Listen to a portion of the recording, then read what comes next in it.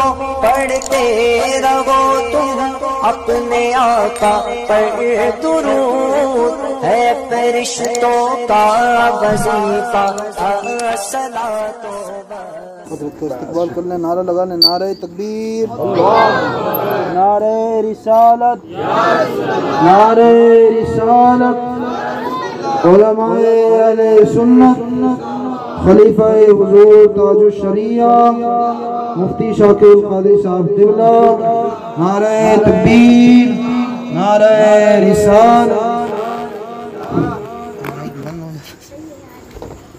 الفاتحہ۔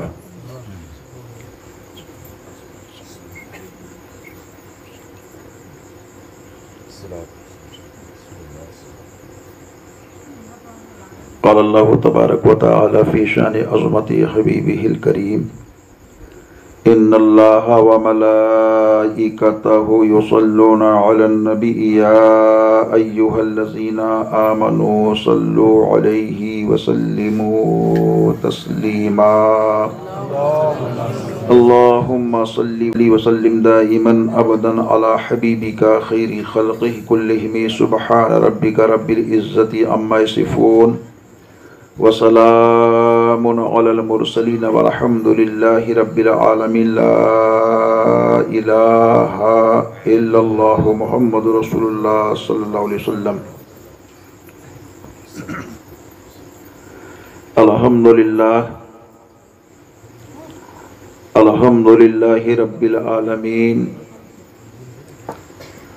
خالق المخلوقین والصلاة والسلام على سید الانبیاء والمرسلین طٰہٰ و یاسین وعلى آلہ واصحابہ وازواجہ واہل بیتہ اجمعین اما بعد فاعوذ باللہ من الشیطان الرجیم بسم اللہ الرحمن الرحیم کل نفس ذائقۃ الموت صدق اللہ العظیم۔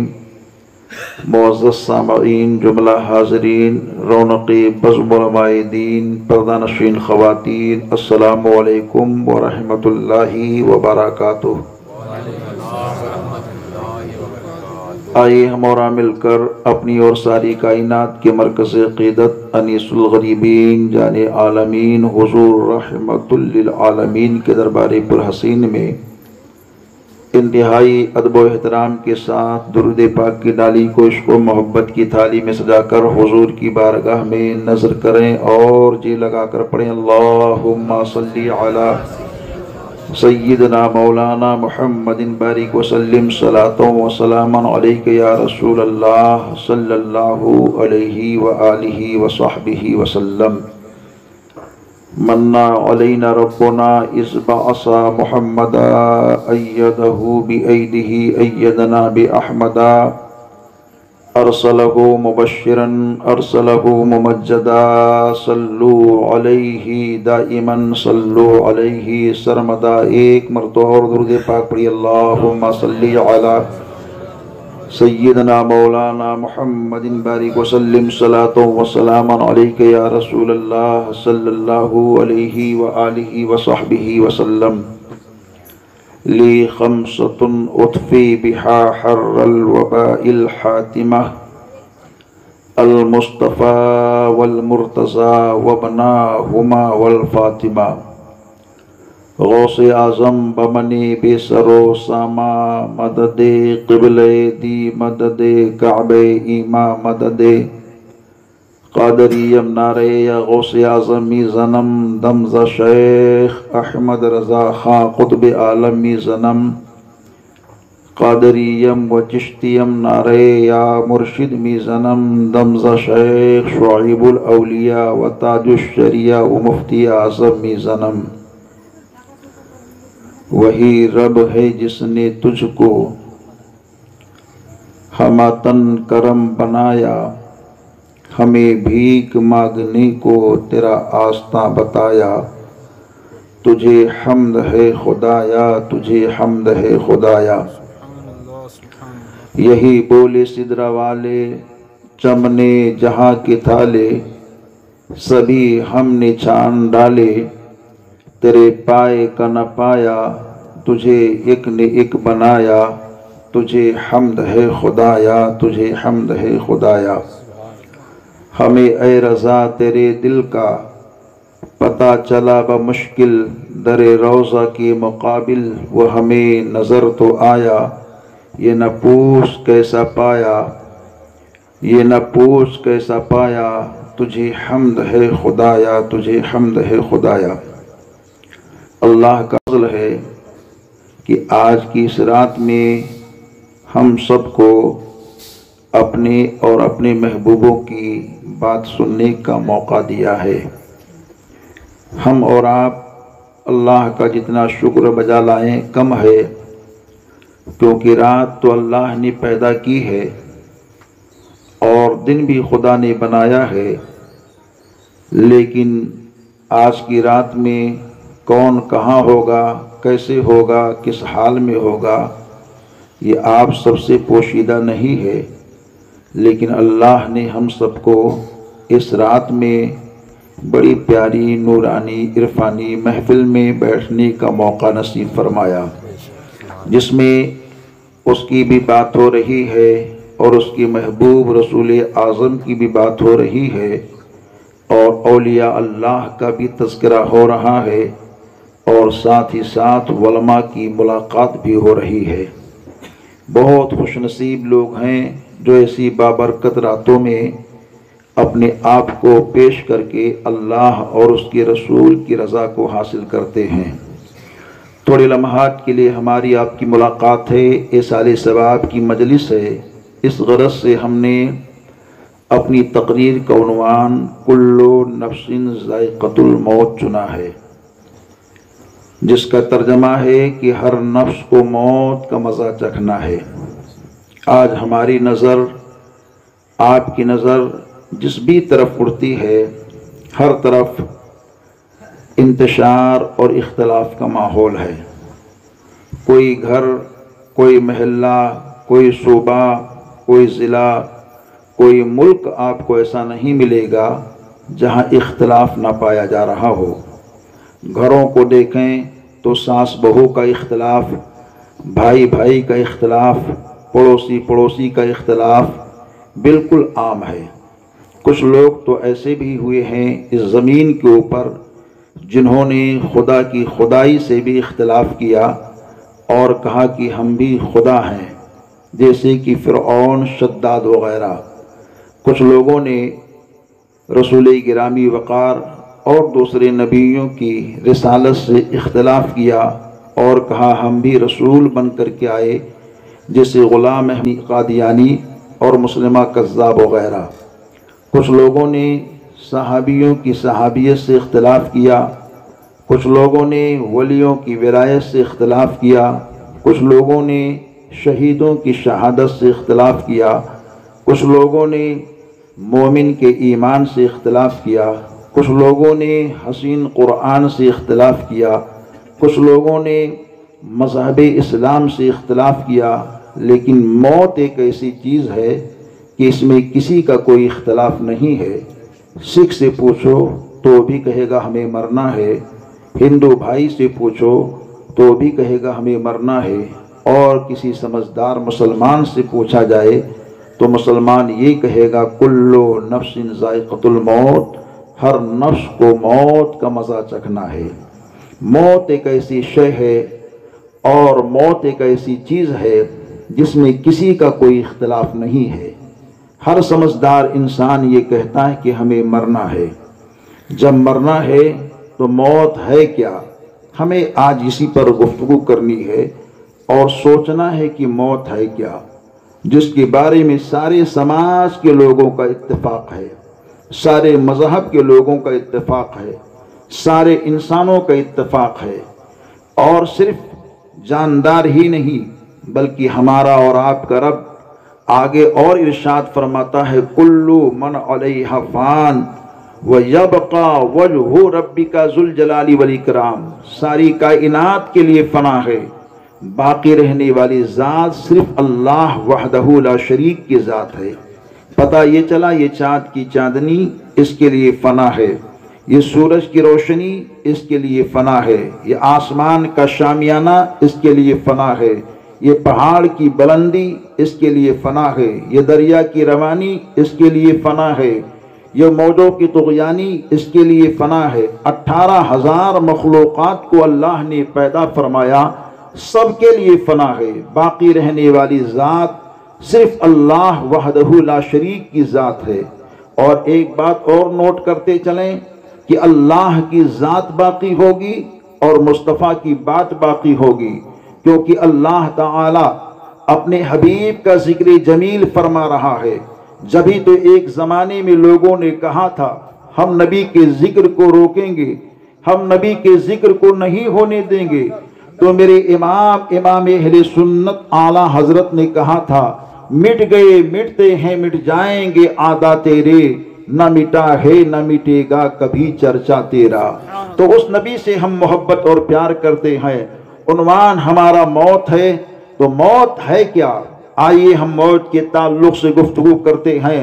تمامی لوگ ذہن اور دماغ کو حاضر کر کے سنیں، کیونکہ سب کو موت آنی ہے، اور جب موت آنی ہے تو موت سے پہلے موت کی بات کو سن کر اس کی تیاری کر لینی چاہیے کہ آخر موت ہے کیا۔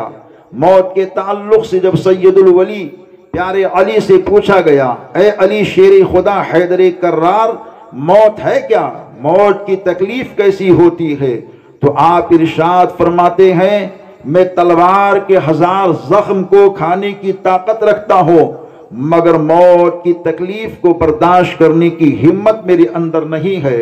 حضرت موسیٰ کلیم اللہ سے پوچھا گیا اے موسیٰ کلیم اللہ موت ہے کیا، تو آپ ارشاد فرماتے ہیں جس طرح کی کسی کانٹے دار پیڑ کے اوپر نرم و نازک کپڑے کو ڈال دیا جائے اور بعد میں کپڑے کو کھینچا جائے تو اس کے ریشے ریشے بکھر جاتے ہیں، ایسے ہی مرنے والے کی زندگی ہوا کرتی ہے۔ حضرت عیسیٰ روح اللہ سے پوچھا گیا اے اللہ کے پیغمبر عیسیٰ روح اللہ آپ کی نظر میں موت ہے کیا، تو آپ ارشاد فرماتے ہیں جس طرح کسی زندہ بکری کے جسم سے کھال ادھیڑی جائے تو اس کو تکلیف ہوتی ہے، ایسے ہی مرنے والے انسان کو تکلیف ہوا کرتی ہے۔ حضرت ابراہیم خلیل سے پوچھا گیا اے اللہ کے خلیل ابراہیم پیغمبر آپ یہ بتائیے موت کی تکلیف کیا ہے، تو آپ کہتے ہیں موت کے تعلق سے بات کرنے والے موت کے بارے میں بعد میں تو گفتگو کرنا، وہ فرشتہ جو روح کو نکالنے کے لیے آتا ہے اس کی ہیئت اور شکل کے بارے میں معلومات کر لے، تجھے خود بخود پتا چل جائے گا کہ موت ہے کیا۔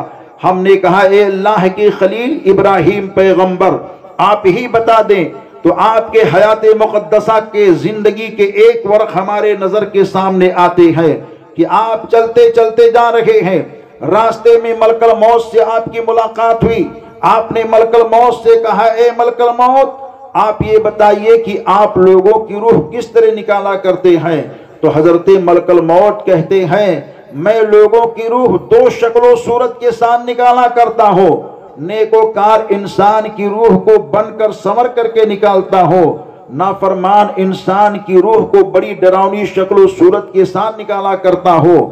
اللہ کے خلیل نے ارشاد فرمایا وہ شکل میں دیکھنا چاہتا ہوں جو شکل لے کر کے نافرمانوں کے سامنے آپ جاتے ہیں۔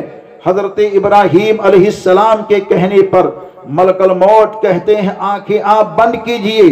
جب آپ نے دوبارہ آنکھ کھولی تو آپ کے نظر کے سامنے ایک کالا کلوٹا انسان کی شبیہ کھڑی دکھائی دے رہی ہے، جس کے بال سر سے لے کر پیر کی پڈلی کے برابر لمبے ہیں، دانت 12 فٹ کے باہر نکل چکے ہیں، آنکھیں بالکل چھوٹی ہیں، کان ہاتھی کے کان کی طرح ہیں، منہ سے بھاپ نکل رہا ہے اور ہاتھ کے اندر ایک کانٹے دار کوڑا موجود ہے۔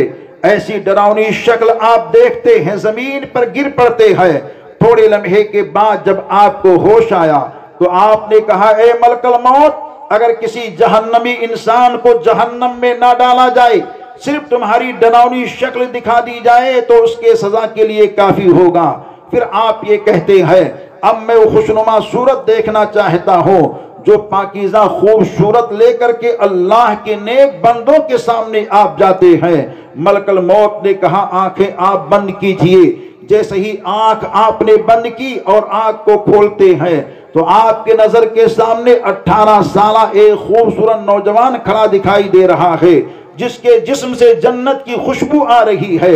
ایسی مہک سونگھنے کے بعد میں اللہ کے پیغمبر نے کہا اے ملک الموت، اگر کسی جنتی انسان کو جنت میں نہ ٹھہرایا جائے، صرف تمہارے جسم کی خوشبو سنگھا دی جائے تو اس کے آرام کے لیے کافی ہوگا۔ صوفی ایک تحریر فرماتے ہیں وہی شکل ڈراؤنی ہوتی ہے، نافرمان انسان کے پاس فرشتے پہنچتے ہیں اور پیر پر کوڑے کی مار مارتے ہیں اور یہ کہتے اے ملعون انسان کی روح تو یہاں سے نکل۔ اسی زمین پر اللہ کے تو چلتا تھا، رب کی نافرمانی کیا کرتا تھا۔ جانب پر کوڑے کی مار پڑتی ہے، سینے پر کوڑے کی مار پڑتی ہے، گلے پر کوڑے کی مار پڑتی ہے، پشت پر کوڑے کی مار پڑتی ہے۔ مارتے مارتے نافرمان انسان کی روح کو نکال لیا کرتے ہیں فرشتے، لیکن ایک وہ انسان ہے جو اللہ کی رضا میں رہتا ہے، رسول پاک کی محبت میں رہتا ہے، اولیاء کرام کی تعلیمات کی روشنی میں رہتا ہے، قرآن مقدس کی تلاوت کیا کرتا ہے، نمازوں کی پابندی کیا کرتا ہے، درود پاک کے سوغات کو پڑھا کرتا ہے، نبی نبی بولتا ہے، علی علی بولتا ہے، ولی ولی بولتا ہے، صحابہ صحابہ بولتا ہے، سب کی محبت اور پیار میں رہتا ہے۔ ایسے انسان کے مرنے کا جب وقت قریب آتا ہے تو صوفی تحریر فرماتے ہیں فرشتے بن کر سنور کر اس کے پیر کے پاس پہنچ جاتے ہیں اور پیر سے روح کو نکالنا چاہتے ہیں تو پیر سے آواز آتی ہے اے اللہ کے فرشتے، ان پیروں سے روح کو نہیں نکال سکتے، کیونکہ اسی پیر سے اللہ کے گھر مسجد کی جانب وہ جایا کرتا تھا۔ فرشتے وہاں سے ہٹ جاتے ہیں، ہاتھ کے پاس پہنچتے ہیں، ہاتھ سے روح کو نکالنا چاہتے ہیں، آواز آتی ہے اس ہاتھ سے روح کو نہیں نکال سکتے، کیونکہ اسی ہاتھ سے اس نے صدقہ خیرات کیا ہے۔ فرشتے وہاں سے ہٹ جاتے ہیں، منہ سے روح کو نکالنا چاہتے ہیں تو وہاں سے آواز آتی ہے اس منہ سے روح کو نہیں نکال سکتے، کیونکہ اسی منہ سے اس نے قرآن کی تلاوت کی ہے، نبی پاک پر درود و سلام پڑھا ہے، اللہ اللہ کہا ہے، نبی نبی بولا ہے۔ فرشتے وہاں سے ہٹ کر کے آنکھ کے پاس پہنچتے ہیں، آنکھ سے آواز آتی ہے اے اللہ کے فرشتے، ان آنکھوں سے روح کو نہیں نکال سکتے، کیونکہ اسی آنکھ سے اس نے قرآن کے پاروں کو دیکھا ہے، خانہ کعبہ کے نظارے کو دیکھا ہے، گنبد خضرا کے بہاروں کو دیکھا ہے، مسجد کے میناروں کو دیکھا ہے، اللہ والوں کے مزاروں کو دیکھا ہے۔ فرشتے وہاں سے پھر ہٹ جاتے ہیں اور کان سے روح کو نکالنا چاہتے ہیں کہ کان سے آواز آتی ہے اے اللہ کے فرشتے، اس کان سے بھی روح کو نہیں نکال سکتے، کیونکہ اسی کان سے اس نے اذان کے کلمات کو سنے ہیں، اسی کان سے اس نے قرآن کی آیات کو سنے ہیں۔ فرشتے خدا کی بارگاہ میں کہتے ہیں اے میرے مولا، زمین پر تیرا ایک ایسا بندہ ہے جس کے پیر سے آواز آتی ہے یہاں سے روح نہیں نکال سکتے، ہاتھ سے آواز آتی ہے یہاں سے روح نہیں نکال سکتے، زبان کی گویائی بولتی ہے یہاں سے روح نہیں نکال سکتے، آنکھ کی بینائی بولتی ہے یہاں سے روح نہیں نکال سکتے، کان کی سنوائی بولتی ہے یہاں سے روح نہیں نکال سکتے۔ اے میرے مولا تو بتا تیرے اس بندے کی روح کیسے نکالی جائے، کیونکہ اس کے مرنے کا وقت بالکل قریب سے قریب تر ہوتا جا رہا ہے۔ تو خدا کی طرف سے آواز آتی ہے اے میرے فرشتوں، میرا یہ بندہ میرے حبیب کا سچا دیوانہ،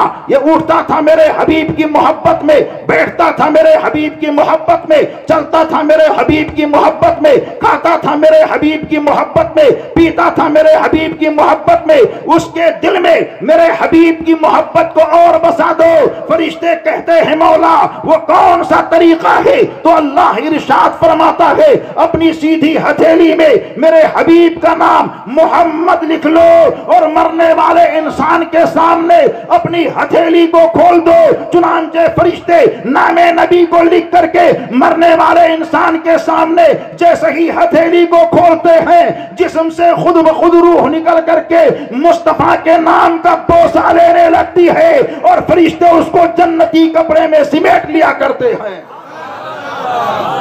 یہ بندے مومن کے روح نکلنے کا حال ہوتا ہے کہ جسم سے روح نکل کر کے نام نبی کو چومتی ہے اور فرشتے اس کو جنتی کپڑے میں سمیٹ لیتے ہیں۔ آج اذان ہو، حضور کا نام آئے تو ہم چومتے ہیں، درود پڑھیں، حضور کا نام آئے تو ہم چومتے ہیں، اور کوئی موقع ہے ہو تو حضور کا نام آئے تو ہم چومتے ہیں۔ یہ چومنا ہماری عادت میں ہے، لیکن جو کہتے ہیں بدعت ہے وہ کیا کریں گے؟ ان کو تو حضور کا دیدار بھی نصیب نہ ہوگا، وہ تو حضور صاحب لولاک کے دیدار سے بھی محروم رہیں گے۔ لیکن عاشق جو ہوتا ہے، اپنے نبی سے محبت کرتا ہے، اپنے نبی سے پیار کرتا ہے، اپنے نبی کے عشق میں رہتا ہے، ایسے انسان کے جسم سے جب روح نکل کر کے نام نبی کو چومتی ہے، فرشتے اس کو جنتی کپڑے میں سمیٹ لیا کرتے ہیں۔ اب حال کیا ہوتا ہے؟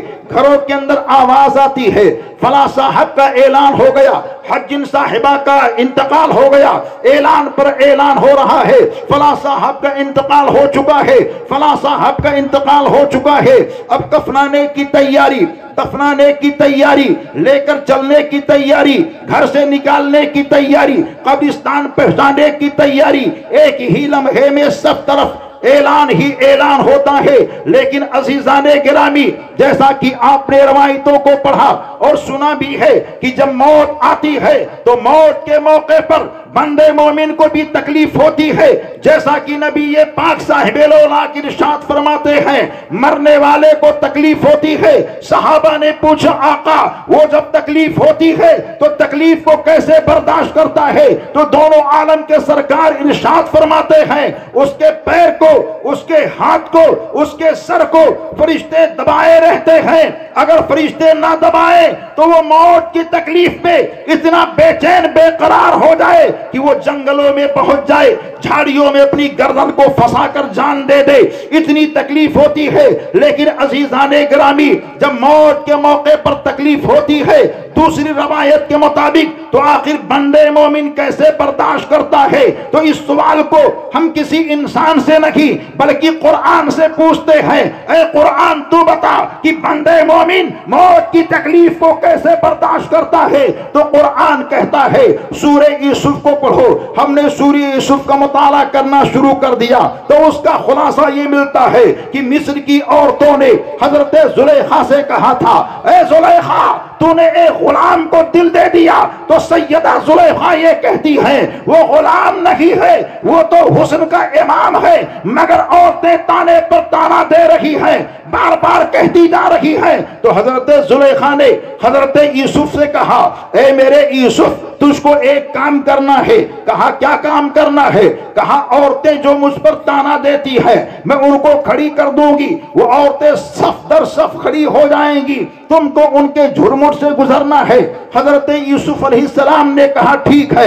حضرت زلیخا نے عورتوں کے ہاتھ میں لیمو اور چاقو دے دیا، اور دینے کے بعد میں کہا جب میرا یوسف گزرنے لگے اور میں کہوں لیمو کو کاٹنا تو اے عورتوں چاقو کے ذریعے سے لیمو کو کاٹ دینا۔ چنانچہ حضرت یوسف کا گزر جیسے ہی ہونے لگتا ہے حضرت زلیخا نے کہا لیمو کو کاٹو۔ تمام عورتیں چاقو چلاتی ہیں، لیمو تو نہیں کٹتا ہے، سب کی انگلیاں کٹ جاتی ہیں۔ پوچھا گیا اے عورتوں تکلیف ہوئی یا نہ ہوئی؟ بولتی ہمیں تکلیف ذرہ برابر نہیں ہوئی۔ آخر کیوں؟ تو بولتی ہمارے سامنے حضرت یوسف کا چمکتا چہرہ تھا، ان کے چہرے کے دیدار میں میں اتنا مست ہو گئی کہ انگلی کٹ گئی، ہمیں ذرہ برابر تکلیف نہیں ہوئی۔ یہی حال تو عاشق مصطفیٰ کا ہوتا ہے، پیر سے روح نکالی جا رہی ہے، سینے سے روح نکالی جا رہی ہے، گلے سے روح نکالی جا رہی ہے، منہ سے روح نکالی جا رہی ہے،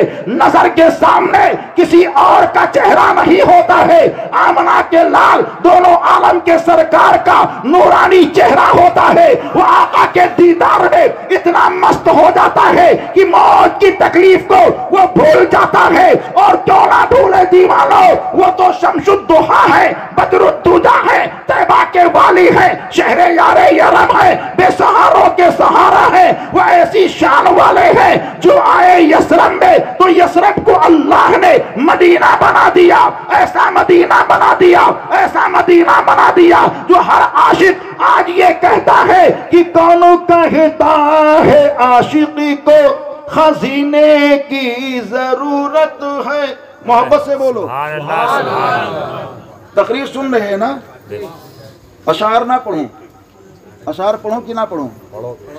عبدالحفیظ بھائی تو چلے گئے پڑھ کے، سو رہے ہیں حضرات، تو اشعار تو پڑھ ہی دیے، بہر کے چلیے اب تقریر ہی سن لیجیے، اشعار پھر موقع رہا تو سنا دوں گا۔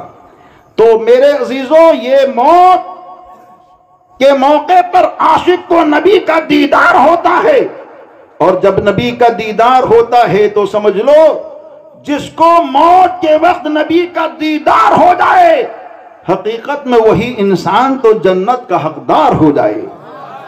تو ایسی زندگی بناؤ، ایسی زندگی بناؤ کہ موت کے موقع پر آقائے کائنات کا دیدار نصیب ہو۔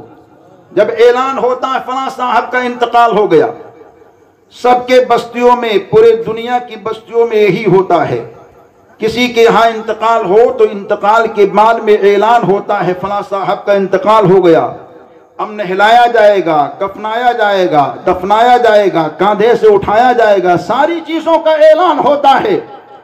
ہم تو یہ سمجھتے ہیں وہ انسان انتقال کر گیا، لیکن انتقال کے بارے میں وہ انسان بولتا نہیں ہے، وہ انسان دیکھتا نہیں ہے، وہ انسان سمجھتا نہیں ہے، مگر میرے اور آپ کے آقا کا ارشاد ہے، حدیث پاک کا مفہوم ہے، سرکار بیان فرماتے ہیں جب کسی کا انتقال ہو جاتا ہے تو بعد انتقال جو انسان جو انتقال کرتا ہے وہ دیکھتا بھی ہے، وہ بولتا بھی ہے، وہ لوگوں کی باتوں کو سنتا بھی ہے، آخر وہ انتقال کرنے والا کیا کہتا ہے؟ اور روایات کی روشنی میں بات پیش کرتا ہوں، ہمارے اور آپ کے حضور ارشاد فرماتے ہیں جب کسی کو نہلانے کے لیے اس کے جسم کو تختے کے اوپر رکھا جاتا ہے اور گرم گرم پانی اس کے جسم کے اوپر ڈالے جاتے ہیں تو میت کلام کرتی ہے، اے میرے جسم پر گرم پانی کو ڈالنے والے ذرا پانی کی گرمی کو کم کر دے،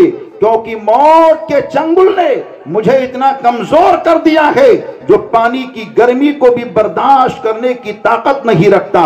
اس کے بعد میں جب اس کو نہلا لیا جاتا ہے پھر کفنانے کی باری آتی ہے، جب اس کو کفنایا جاتا ہے تو پھر میت کلام کرتی ہے، اے مجھ کو آخری کپڑا پہنانے والے، اے میرے جسم پر پوشاک کو ڈالنے والے، اے میرے جسم پر کفن کے کپڑے کو ڈالنے والے، دیکھ تیرے ساتھ بھی یہ سلوک ہونے والا ہے، اس سلوک سے پہلے اس کی تیاری کر لی۔ اس کے بعد میں جب اس کو گہوارے کے اندر رکھ کر کے لوگ لے کر کے چلتے ہیں، جیسے ہی لے کر کے چلتے ہیں پھر میت کلام کرتی ہے، اے میرے گھر سے مجھ کو نکالنے والوں، اے میرے بچوں سے مجھ کو دور کرنے والوں، اے میری بستی سے مجھ کو ویران بستیوں کی جانب نظر دکھانے والوں، اے میرے گھر سے مجھے دور کرنے والوں، آج دیکھو میرے حال کو دیکھو، آج میرے ساتھ میرا مال نہیں جا رہا ہے، آج میرے ساتھ میرا اعمال جا رہا ہے، تم دنیا کے چکر میں مت آنا، یہ میت کلام کرتی ہے۔ اس کے بعد میں جیسے ہی لوگ لے کر کے گھر سے چلتے ہیں ایک عجب سما ہوتا ہے، عجب کیفیت ہوتی ہے، عجب ماحول ہوتا ہے۔ اس منظر کو یاد کرو عاشقو، اس ماحول کو یاد کرو جب کسی کا جانے والا اس کے گھر سے نکلتا ہے اور اس کو نکالا جا رہا ہے، عجب سما ہو رہی ہے، عجب کیفیت ہو رہی ہے، عجب ماحول ہو رہا ہے۔ بچے کو دیکھو رو رہے ہیں، بڑے کو دیکھو آنکھوں میں آنسو ہے، رشتہ دار دیکھو رو رہا ہے، ہر کوئی آہو بکا کر رہا ہے، آہ میرا یہ جا رہا ہے جو کل میرے پاس تھا اب یہ دوبارہ آئے گا نہیں، دوبارہ دیکھنا نصیب نہ ہوگا۔ بیٹا بولتا ہے میری ماں جا رہی ہے، بیٹا بولتا میرا باپ جا رہا ہے، بہو بولتی میرا سسر جا رہا ہے، میری ساس جا رہی ہے، بیٹی بولتی میری ماں جا رہی ہے، بھائی بولتا میرا بھائی جا رہا ہے، بھائی بولتا میری بہن جا رہی ہے، तरह तरह की बोलियां लोग बोलते हैं। शौहर बोलता है मेरी बीवी जा रही है, हर कोई आंखों में आंसू को लेकर के रोते हैं, कुछ तो ऐसे अंदाज से रोते हैं। कल मैंने इनके लिए खाना बनाया, अब खाना बनाना कहां होगा, खाना खिलाना कहां होगा। मैंने बिस्तर को बिछाया, अब बिस्तर बिछाना नहीं होगा। सारी चीजों को लेकर के हर कोई रोता है, मगर कफन के अंदर रहने वाला नबी का दीवाना रोता नहीं है, बल्कि अपने घर वालों से कलाम करता है। बेटे को कहता है मत रो, भाई को कहता है मत रो, अजीज को कहता है मत रो, रिश्तेदार को कहता है मत रो, बीवी को कहता है मत रो, बहू को कहता है मत रो, बेटी को कहता है मत रो। हर कोई रोते हैं, मगर जाने वाला कफन के अंदर रह करके अपने घर वालों को कहता है मत रो, बल्कि कहते कहते जाता है लहद में आका की दीद होगी, मैं सज के घर से निकल रहा हूं, मेरे अजीजों ये रोना कैसा, मकान ही तो बदल रहा हूं। ए मेरे घर वालों रोते क्यों हो, मैं कब्र में जा रहा हूं, जहां जाने के बाद में दोनों आलम के सरकार का दीदार होने वाला है। हर कोई रोता है, मगर वो कफन के अंदर अपने घर वालों को रोने से मना करता है और ये कहता है रो नहीं, मैं तो कब्र में जा रहा हूं जहां हुजूर का दीदार होने वाला है। अब लोग लेकर के चलते हैं, एक अजब माहौल है। आज हमें चोट लग जाए, आपको चोट लग जाए और चोट के मौके पर कोई अच्छे कपड़े पहनाए तो लोग ये कहते ये इसका दुश्मन है। जो चोट के मौके पर अच्छे कपड़े पहनाता है, चोट किसी को लग जाए, ले जाओ हार डाल लो, फूल पेश कर दो, तो लोग ये कहेंगे कौन सी दुश्मनी अदा कर रहा है जो हाल और फूल पेश कर रहा है। इत्र पेश कर दो, काफूर लगा दो, तो लोग यही कहेंगे ये इसका जानी दुश्मन है जो चोट के मौके पर ये सारे काम करता है। लेकिन मौत इतनी बड़ी चोट कि उस चोट के बाद में मुसलमान अपनी मैयत के साथ सारे काम करता है। मौत की चोट है, अच्छे कपड़े पहनाता है। मौत की चोट है, अच्छी तरह नहलाता है। मौत की चोट है, काफूर का इस्तेमाल करता है। मौत की चोट है, इत्र को लगाता है। मौत की चोट है, फूलों का हार डालता है। ऐ मुसलमान क्या हो गया तुझे, क्यों तू ऐसा कर रहा है? इतनी बड़ी चोट और उस चोट के बारे में ये सारे काम क्यों कर रहा है? तो आशिक़े मुस्तफा कहता है इसमें बहुत बड़े राज की बात पोशीदा है। हमने कहा कौन से राज की बात पोशीदा है? कहा सुनो, अच्छी तरह नहलाकर, अच्छे कपड़े पहनाकर, कानों पर उठाकर, फूलों का हार डालकर, इत्र का छिड़काव करके रसूले गिरामी वकार की बारगाह में अरीज़ा पेश किया जाता है। या रसूल अल्लाह, दुनिया के कपड़े पहनाना मेरा काम था, जन्नती कपड़े दिलाना आपका काम है। ऐ मेरे आका, अपने कांधों से उठाकर कब्रिस्तान तक लाना मेरा काम था और कब्रिस्तान से लेकर जन्नत तक पहुंचाना आपका काम है। ये नबी का दीवाना है, नबी का मस्ताना है, जो जा रहा है शानो शौकत के साथ जा रहा है। और जब जाता है तो जब घर से लोग लेकर के चलते हैं तो किसी एक जगह रोक करके नमाज़े जनाजा पढ़ी जाती है। यहां भी जनाजे की नमाज पढ़ते हैं लोग, पढ़ते हैं ना? चंद लोग बोले, इस वजह मुझे ताज्जुब होने लगा। पढ़ते ना? आप बोल रहे हैं, ये पीछे जो बैठे जनाजे की नमाज पढ़ते हैं ना? अल्हम्दुलिल्लाह। बगैर जनाजे की दफन तो नहीं करते ना?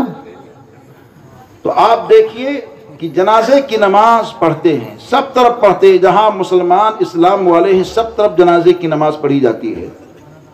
हाजी साहब तशरीफ फरमा है, उम्र दराज और बेशुमार लोग यहाँ हैं। आप देखिए फजर में आपके इमाम साहब भी इशा की मुसल्ले की इमामत पर थे। हम लोग पहुंचे, इमाम साहब आगे, हम लोग पीछे। ऐसे ही होता है ना, नमाज पढ़ाते तो इमाम आगे मुक्तदी पीछे। फजर में जाइए तो इमाम आगे मुक्तदी पीछे।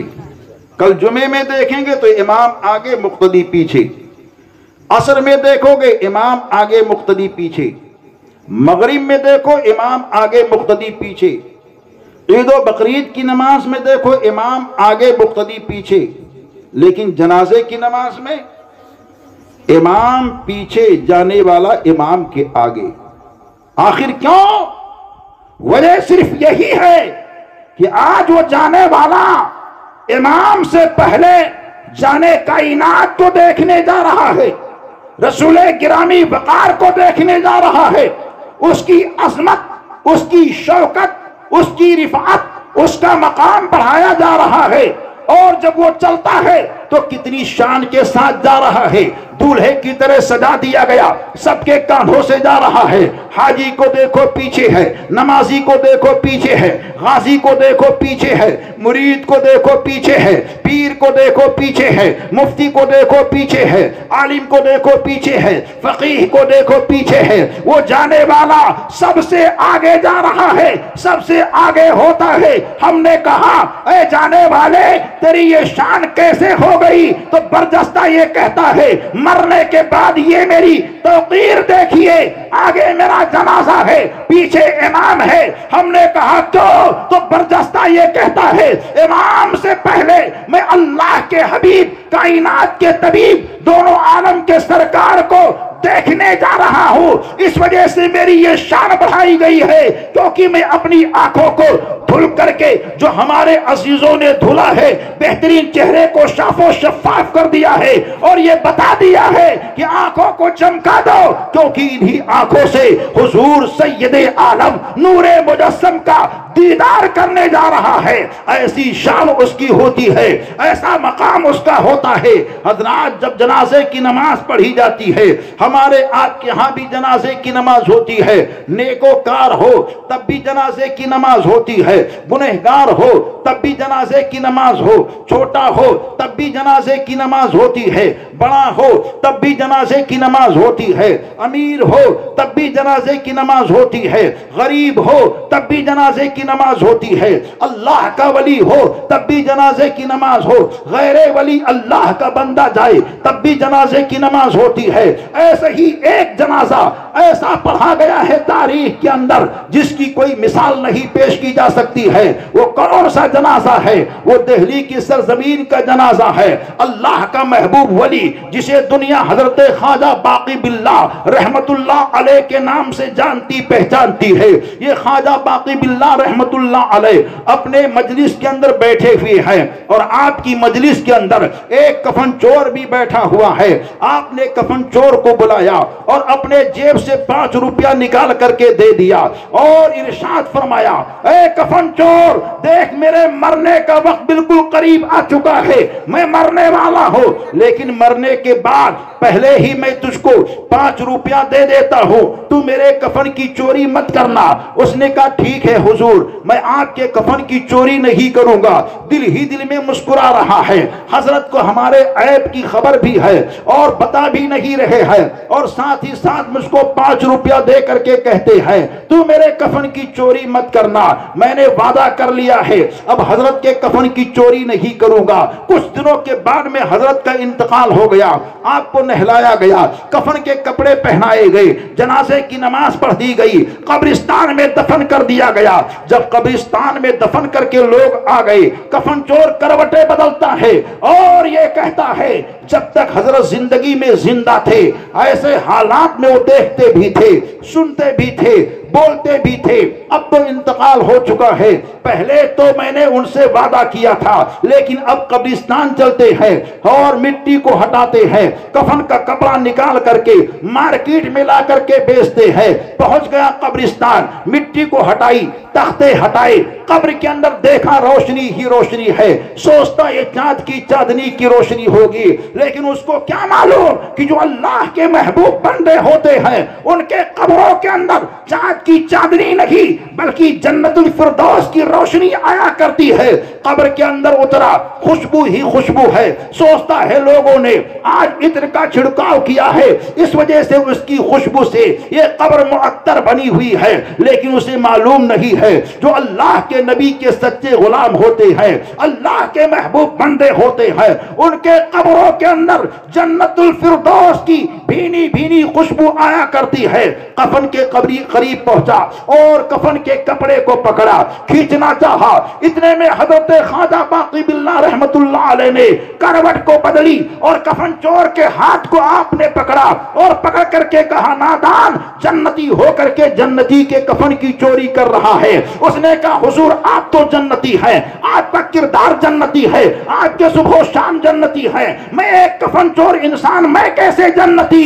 تو آپ نے ارشاد فرمایا ارے تو ہی نہیں، جا کر کے دہلی کے بازار میں اعلان کر دے آج جن جن لوگوں نے میرے نماز جنازہ میں شرکت کی ہے اللہ نے سب کو جنتی بنا دیا ہے، تو بھی میرے جنازہ میں شامل تھا، اس وجہ سے میرے رب نے تجھ کو بھی جنتی ہی جنتی بنا دیا ہے۔ تو واقعہ سنانے کا مقصد یہ ہے کہ جب کسی کا انتقال ہو جائے تو انتقال کے بعد میں اس کے جنازے میں ضرور شرکت کیا کریں۔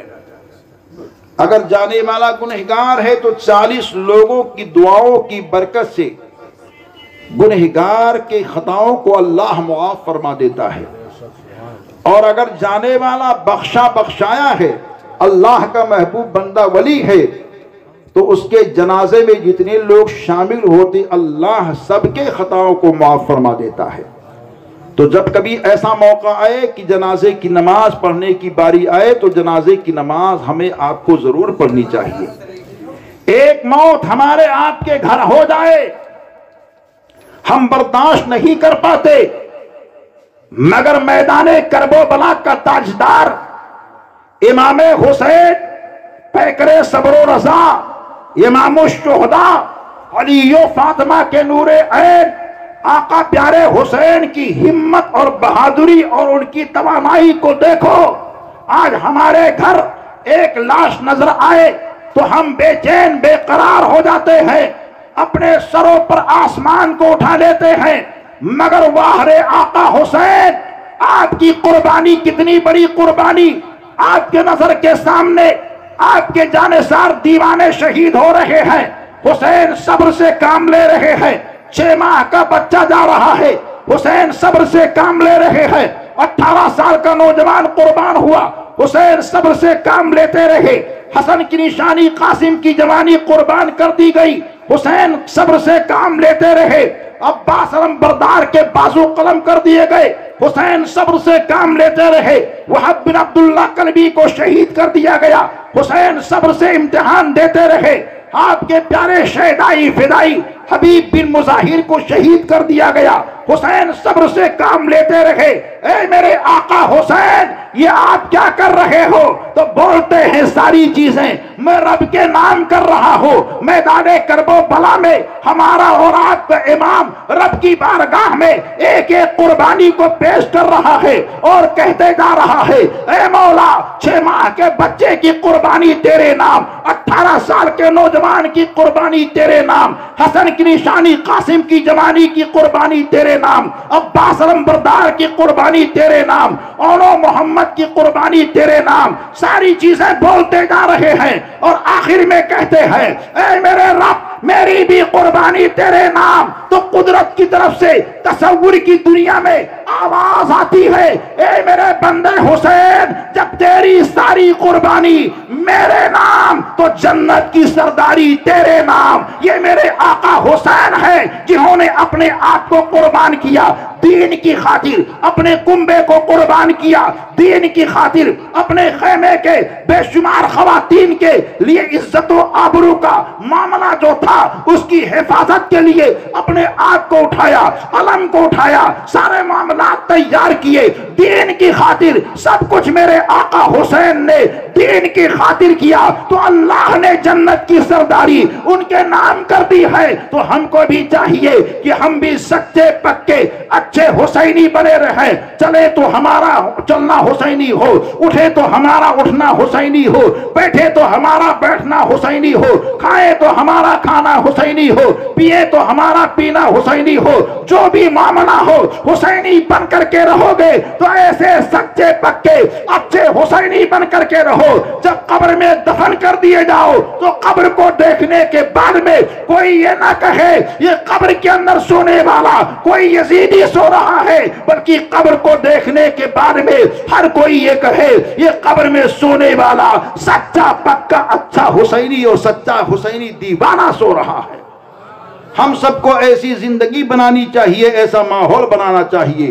اللہ نے کلام پاک میں اعلان فرمایا کلو نفس ذائقۃ الموت، ہر نفس کو موت کا مزہ چکھنا ہے۔ موت سے کس کو رستگاری ہے؟ آج وہ تو کل ہماری باری ہے۔ ہم سب کو اپنے گھروں میں ایسا ماحول بنا کے رکھنا چاہیے کہ جب ہم جائیں تو جانے کے بعد میں ہمارا پڑوسی کاندھا دے تو یہ ناز کرے اور یہ کہے کہ ہمارے پڑوس میں رہنے والا نبی کا سچا دیوانہ غلام جا رہا ہے۔ ایسا نہ ہو کہ ہم اپنے زندگی کو ایسا بنا لیں کہ لوگ کاندھا دیں تو یہ کہیں کہ شرابی جا رہا ہے، کبابی جا رہا ہے، زانی جا رہا ہے، جواری جا رہا ہے، فاسق و فاجر جا رہا ہے، ماں باپ کو ستانے والا جا رہا ہے، بیوی کے حق کو چھیننے والا جا رہا ہے، ماں بھائی اور بہن کے حق پر قبضہ کرنے والا جا رہا ہے۔ نہیں ایسا بنا لو کہ جب جاؤ تو ہر کوئی دعا دے کہ یہ تمہارے کاندھوں سے عاشق مصطفیٰ جا رہا ہے، نبی پاک کا دیوانہ جا رہا ہے۔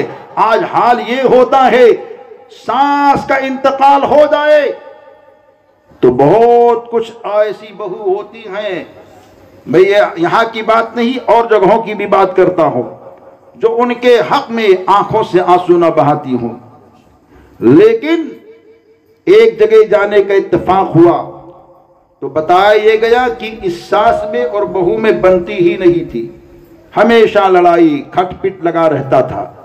لیکن جب بہو کا حال لوگوں نے دیکھا کہ ساس کے انتقال پر اتنا رونا، اتنا دھونا، اتنا سب کچھ کرنا، تو پھر لوگوں نے کہا کہ کیوں تجھ سے اور تیری ساس تو جمتی ہی نہ تھی، آج یہ آنسو کا بہانا کیسا؟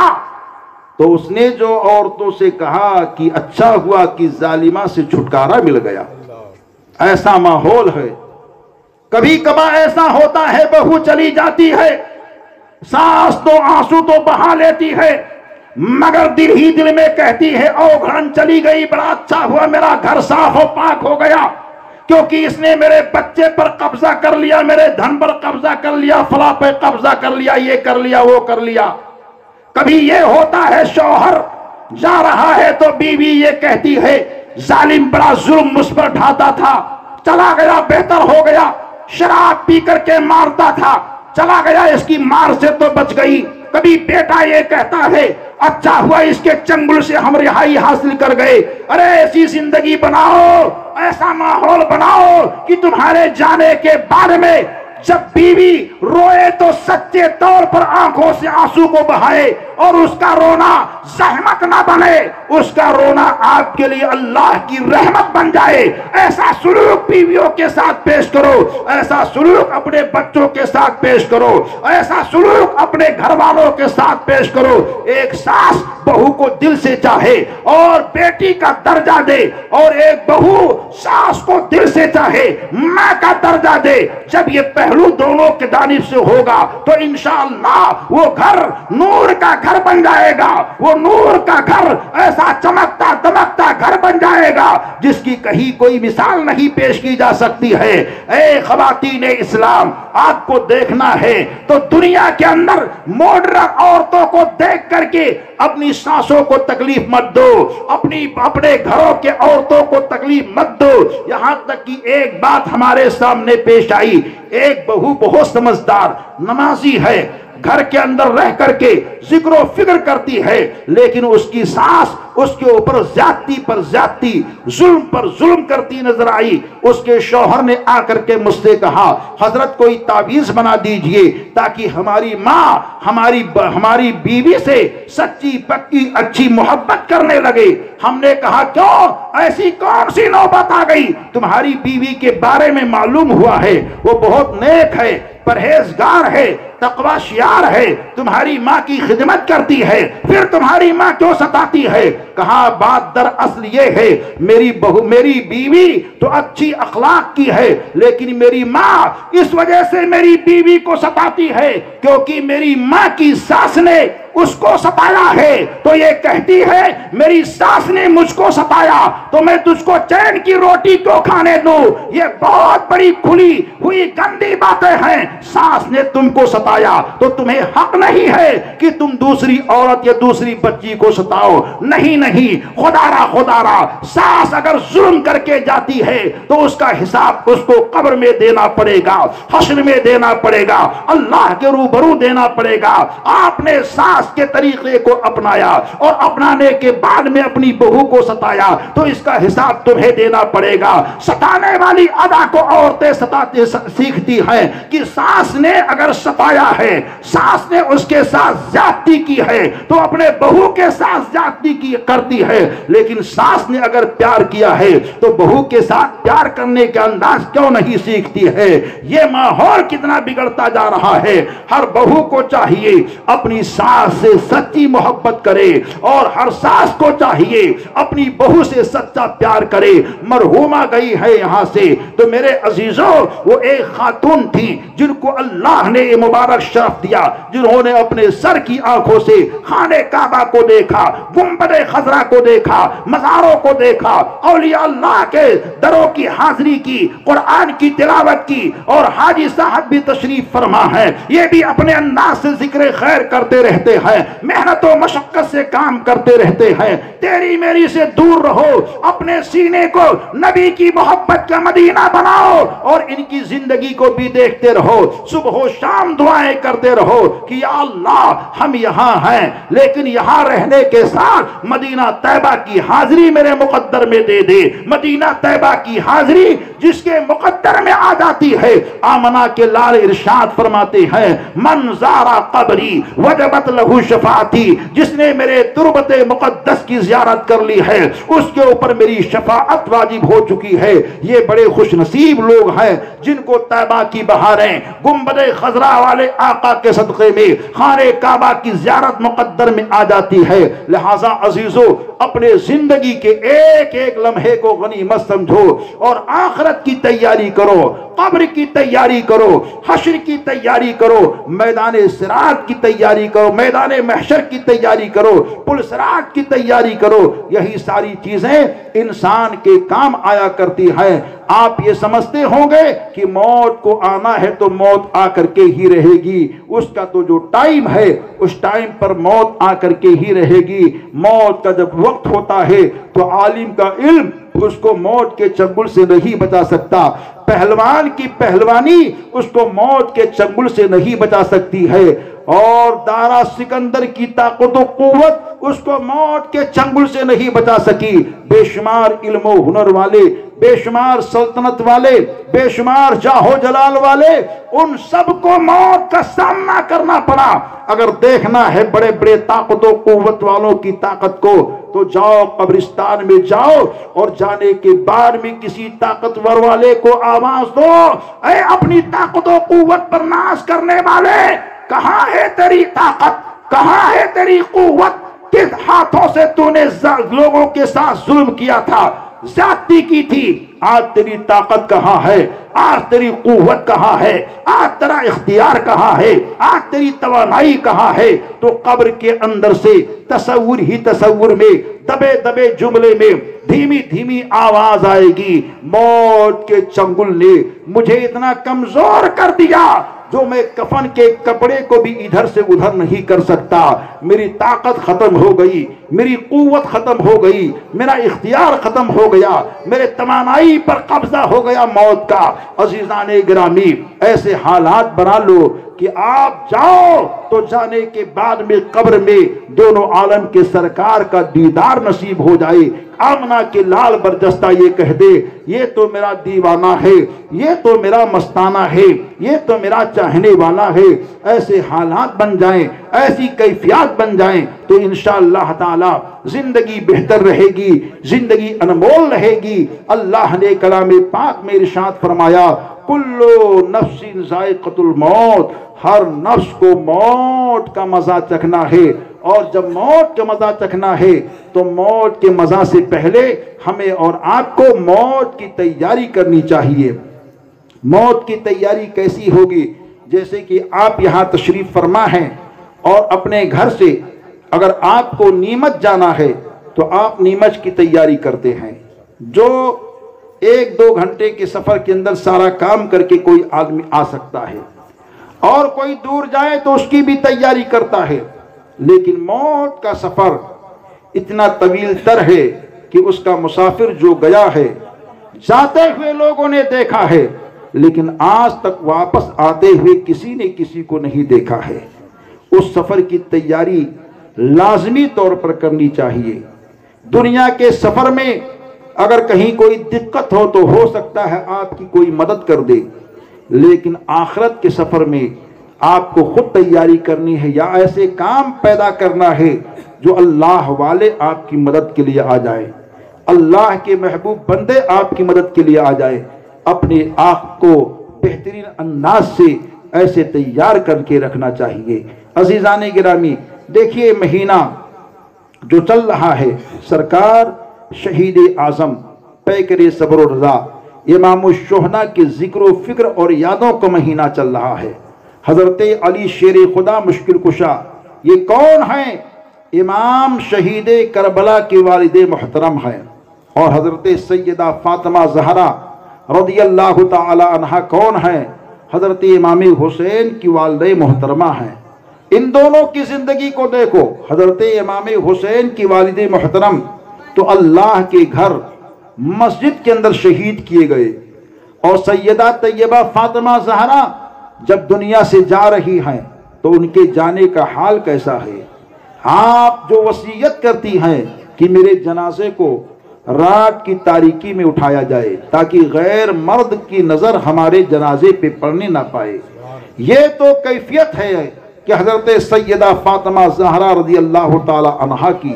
اور آج ہمارے گھروں میں کتنی عریانیت, کتنی بے پردگی پائی جا رہی ہے, یہ کسی سے پوشیدہ نہیں ہے. فلسطین کی سرزمین پر ایک خاتون کی رپورٹ چھپی, اخبار والوں نے چھاپا کہ وہ خاتون برقع پہن کر کے رات میں سویا کرتی تھی اپنے گھر میں. اس سے پوچھا گیا خاتون دن میں برقع پہن تو رکھتی ہے تو یہ بات تو ہم سب کے سمجھ میں آتی ہے, لیکن رات میں برقع پہن کر کے کیوں سوتی ہے؟ تو خاتون نے کہا کب اسرائیل کا بم ہم لوگوں کے اوپر آئے اور اس میں ہم سب کی موت ہو جائے. برقع پہننے کا مقصد یہ ہے تاکہ مرنے کے بعد میں اگر کوئی ہمارے جسم کو ہاتھ لگائے تو جسم کھلا نہ رہے بلکہ ڈھکا ہوا رہے. یہ اہتمام ان کا ہے. اور ہمارے گھروں کا اہتمام کیا ہے؟ ہمارے گھروں کا ماحول کیا ہے؟ ان سب چیزوں پر ہم کو نظر کرنے کی ضرورت ہے. حضرات دیکھیے عورتیں جتنی بھی ہیں لائق تعریف ہیں, جو اللہ کی نیک بندیاں ہیں. یہی وہ عورت ہے جو بچی ہے تو بچی ہونے کے روپ میں ماں باپ کے لیے جنت کا ذریعہ ہے. یہی عورت اگر بیوی بن جائے تو شوہر کے لیے جنت کا ذریعہ ہے. یہی عورت اگر ماں بن جائے تو اولاد کے لیے جنت کا ذریعہ ہے. لہذا ایک عورت کو بہت پاکیزہ کردار لے کر کے رہنا چاہیے, کیونکہ وہ ہر ایک کے لیے جنت کے جانے کا ذریعہ بنا کرتی ہے. دنیا کے اندر ایک عورت ایسی نظر آتی ہے جسے دنیا حضرت خاتون جنت سیدہ فاطمہ زہرا کے نام سے جانتی پہچانتی ہے. ان کی عبادت کا حال ایسا تھا, ان کے تقوی تدبر اور ان کی طہارت کا حال ایسا تھا کہ صحابہ عش کیا کرتے تھے، اتنی بڑی عابدہ، اتنی بڑی زاہدہ، اتنی بڑی متقیہ، اتنی بڑی راکعہ، اتنی بڑی ساجدہ کوئی خاتون نظر نہیں آیا کرتی تھی، بہت بڑی عابدہ تھی۔ جب آپ سن بلوغ کے قریب پہنچنے والی تھی تو آپ کو معلوم ہوا کہ جب کوئی عورت بالغ ہو جاتی ہے تو بالغ ہونے کے بعد میں اس کے جسم سے ناپاکی کا خون آتا ہے، اور جب ناپاکی کا خون آتا ہے تو عورت ناپاکی کے دنوں میں نماز نہیں پڑھتی۔ تو یہ سوچ کر کے شہزادی فاطمہ کے آنکھوں میں آنسو آ گئے، رونا شروع کر دیتی ہیں، تو اللہ عز و جل کو آپ کی عطا، آپ کی ادا اتنی پسند آ گئی کہ اللہ تبارک و تعالیٰ نے شہزادی فاطمہ کو اس سے پاک کر دیا، اور تا عمر کبھی بھی شہزادی فاطمہ کو ناپاکی کا خون نہیں آیا، جیسے کہ اور عورتوں کو مہینہ در مہینہ آتا ہے۔ اور جب کوئی عورت بچہ جنتی ہے تو بچے کے پیدا ہونے کے بعد میں بھی عورت کے جسم سے خون آتا ہے، جس کو نفاس کا خون کہا جاتا ہے۔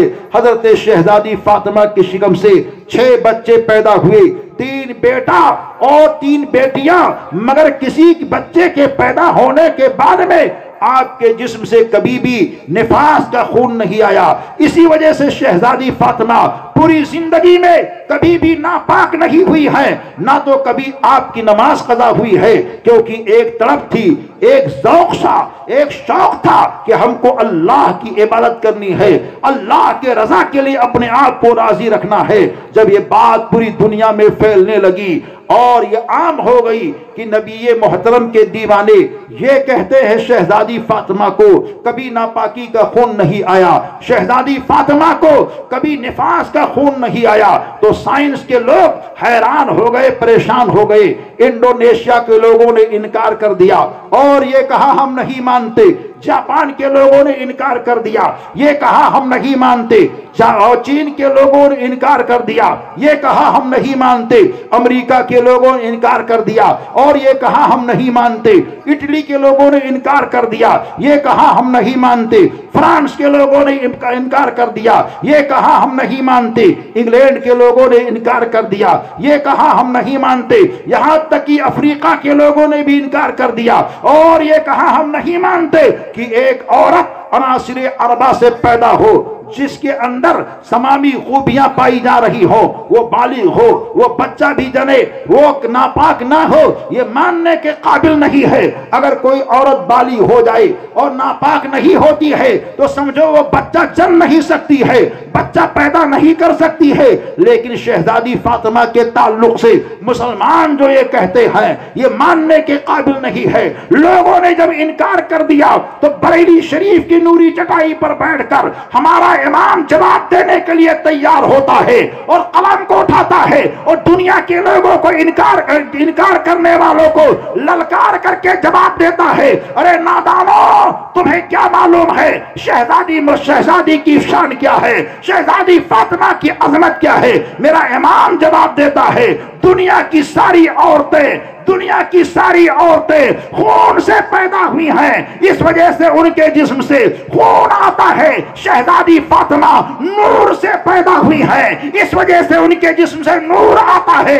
ایک نور کا نام حسن بنتا ہے اور دوسرے نور کا نام حسین بنتا ہے۔ جبھی تو میرے اعلیٰ حضرت کہتے ہیں تیری نسل پاک میں ہے بچہ بچہ نور کا، تو عین نور تیرا سب گھرانہ نور کا۔ تو آقا اعلیٰ حضرت نے جواب دیا کہ دنیا کی ساری عورتیں خون سے پیدا ہوئی ہیں، اس وجہ سے ان کے جسم سے خون آتا ہے۔ شہزادی فاطمہ نور سے پیدا ہوئی ہے، اس وجہ سے ان کے جسم سے نور آتا ہے۔ ایک نور کا نام حسن بنتا ہے اور ایک نور کا نام حسین بنتا ہے۔ اے عزیزان گرامی، آپ بھی اپنے سینے کو نور سے منور کیجئے، اے خواتین آپ بھی اپنی فکر کو نور سے منور کیجئے، تاکہ آپ کے گھروں میں بھی نوری ماحول پیدا ہو، نوری حالات پیدا ہو، اور جب قبر میں لٹائے جاؤ تو قبر کے اندر دونوں عالم کے سرکار کی آمدی پر بہار ہو اور حضور تشریف لائیں تو برجستہ یہ کہہ دیں رہنے دو یہ تو میرا دیوانہ ہے، सोने दो सोने दो, ये तो मेरा सच्चा पक्का मस्ताना है। ऐसी जिंदगी बना लो कि कब्र में फरिश्ते सवाल के लिए आए और दोनों आलम के सरकार खुद मुस्कुरा करके इरशाद फरमा दें, सोने दो, ये तो मेरा सच्चा पक्का दीवाना मस्ताना है। आज एसाले सबाब की महफिल है। मेरे आका इरशाद फरमाते हैं, उम्मती उम्मती मरहूमतुन तदखुलु कुबूरिहा जुनूबिहा व तुखरिजु कुबूरिहा ला ज़नूबा अलैहा बिइस्तिग़फ़ारिल मोमिनीन। मेरी उम्मत उम्मते मरहूमा है, ये कब्र में दाखिल होगी तो इसके ऊपर गुनाह होगा, लेकिन जब ये कब्र से निकलेगी तो इसके ऊपर गुनाह नहीं होगा। सहाबा ने अर्ज की, या रसूलल्लाह कैसे? तो हमारे और आपके हुजूर इरशाद फरमाते हैं, बिइस्तिग़फ़ारिल मोमिनीन, लोगों की दुआओं की वजह से अल्लाह ताला उसके तमाम गुनाहों को मुआफ़ फरमा देता है। हम सब बैठे हैं तो मरहुमा के हक में दुआ करके उठे ताकि अल्लाह उनके जिंदगी के भूल और सह को मुआफ़ फरमा दे। मरहुमा कब्र में सो रही है, लेकिन बहारें आज जो जिक्र की यहाँ हो रही है, अस्कार की बहारें जो हो रही है, वहां उनको मिल रहा होगा। रोशनी उनके घर वालों ने जमीन पर की है, लेकिन इसकी रोशनी की तजल्ली कब्र में दिखाई दे रही होगी और वो झूम झूम करके अपने अजीजों को कह रही होगी, मेरे अजीजों, तुमने अल्लाह अल्लाह कहा, नबी नबी कहा, रसूल रसूल कहा, कलमा पढ़ा और दुरूदे पाक के सौगात को पेश किए, उन सब का समरा हमको कब्र में मिलता नजर आ रहा है। मेरे आका इरशाद फरमाते हैं, जब किसी के इसाले सबाब के लिए कुछ भी कलमा पढ़ा जाता है या बयान किया जाता है तो अल्लाह के फरिश्ते उसको जन्नत के तश्त में सजाते हैं और सजा करके कब्र के सिरहाने ले जाते हैं, और जिसके लिए इसाले सबाब किया जाता है उसको खिताब करके कहते हैं, ऐ फला बिन फला, देख तेरे चाहने वाले ने तेरे लिए तोहफा पेश किया है।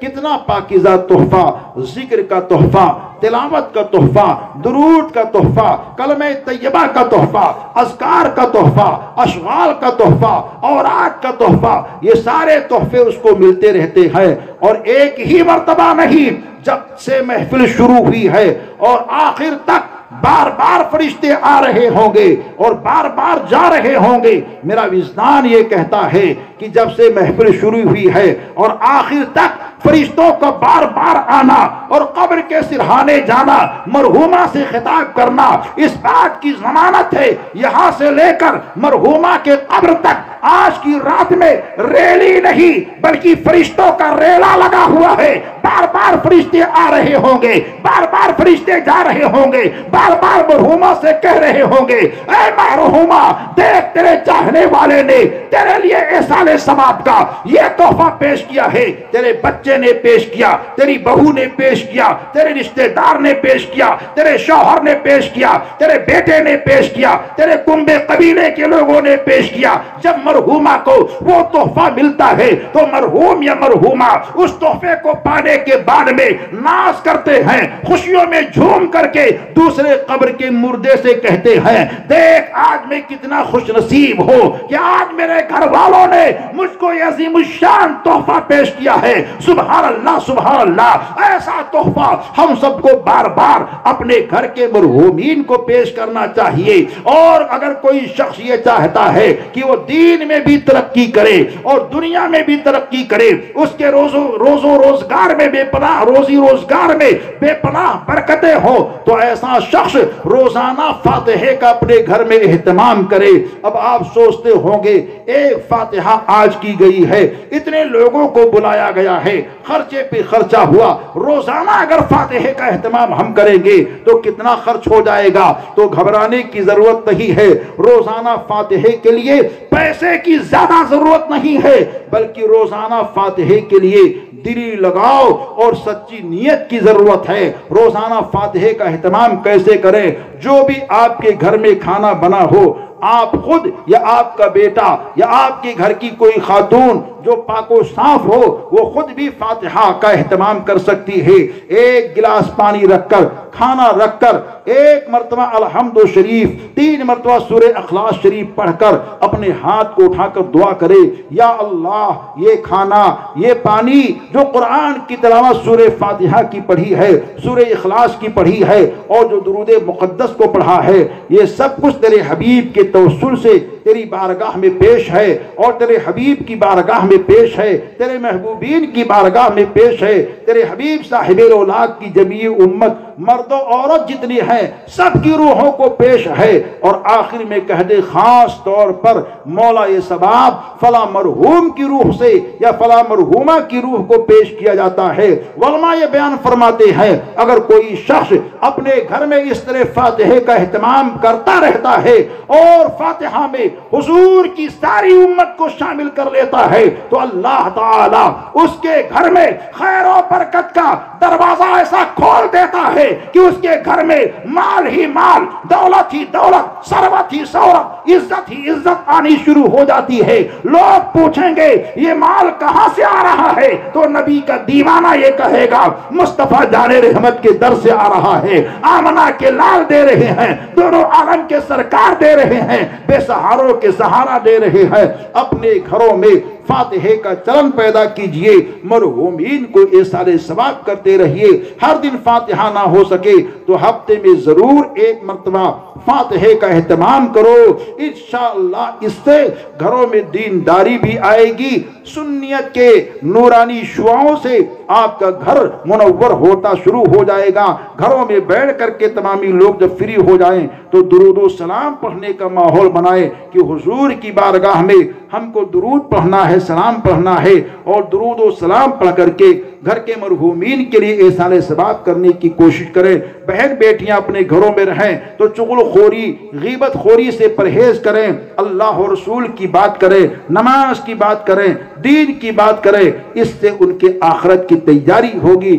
ایسا نہیں ہے کہ تمام خواتین ایسے ہی ہیں، لیکن کثرت اسی ماحول میں پایا جا رہا ہے، اس وجہ سے زیادہ تر اس پر دھیان دینے کی ضرورت ہے۔ آپ خود نمازی بنیں تو اپنے بچوں کو بھی نماز بنائیے۔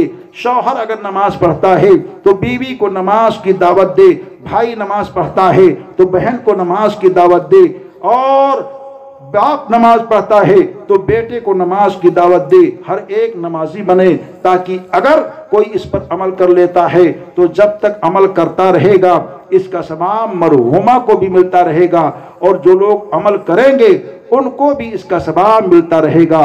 یہ قصہ لطیف ابھی ناتمام تھا، جو کچھ بیان ہوا یہ آغاز باب تھا۔ استغفر اللہ ربی من کل ذنب و اتوب الیہ۔ السلام علیکم ورحمۃ اللہ وبرکاتہ۔ الحمدللہ خیریت سے آپ لوگ؟ دیکھیے آپ کے ہاں ایک خاصیت نظر آئی، اور جگہوں پہ تقریر کے بعد میں جیسے ہی سلام کرو لوگ کھڑے ہو جاتے ہیں، تو مجھ کو ایسا لگتا تھا کہ شاید یہ لوگ جو ہے چاہتے ہی تھے کہ سلام جلد پڑھ لیا جائے، لیکن یہاں سلام کہنے کے بعد میں آپ لوگ بیٹھے رہے، اس سے مجھے لگا کہ آپ لوگ الحمدللہ غور سے دل دماغ سے حاضر ہو کر کے سن رہے تھے اور چاہتے تھے کہ بات اور زیادہ ہو، لیکن زیادہ بات تو نہیں ہوگی، کیونکہ دعوت جس رات کی جس تاریخ کی دی جائے اسی تاریخ میں تقریر ہو تبھی بہتر ہوتا ہے۔ آپ نے 10 تاریخ کی دعوت دی اور تقریر 11 میں ہم نے کی ہے۔ اب آپ سوچ سکتے ہیں کہ کتنی بڑی دعوت آپ کی تھی، ہے نا؟ 10 تاریخ کی دعوت تھی، تقریر آپ نے 11 میں کرائی، حاجی صاحب نے 10 میں بلایا اور 11 میں نمبر دیا، ہے نا حاجی صاحب؟ دیکھیے ایسا ہے، بہرکیف یہ محبت کی بات ہے۔